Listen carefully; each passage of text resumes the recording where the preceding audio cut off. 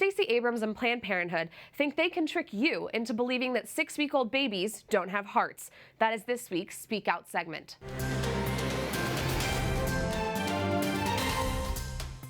If Stacey Abrams is attempting to win the votes of suburban moms and black voters with her recent comments about babies, she's epically failing. A local Atlanta newspaper reported this week that Abrams has embarrassingly low support among black voters, 10 percentage points less than typical Democratic candidates.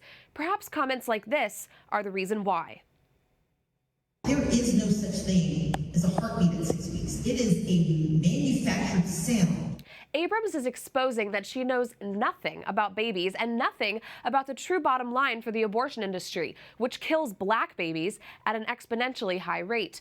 Doctors across the board agree that she's lying. Johns Hopkins Medicine states that as early as 4 weeks gestation, a baby's heart is beating. And doctors say that her heart will beat about 54 million times before she is born. Abrams wants to desensitize us to the beauty of our growing families, even from the first heartbeat.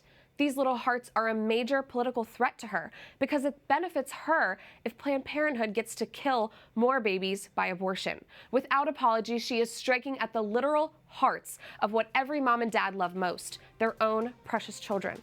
So let's make sure that she continues to fail and never gets an ounce of power.